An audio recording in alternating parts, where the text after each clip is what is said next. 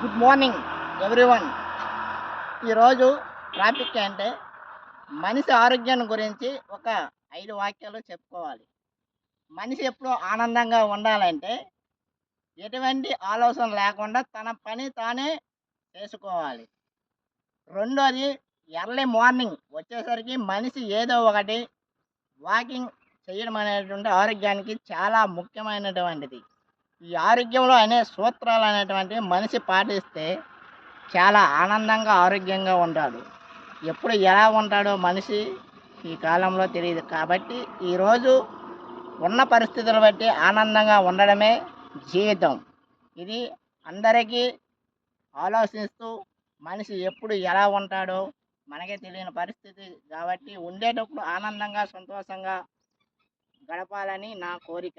ఈ వీడియో చూసి subscribe and like and share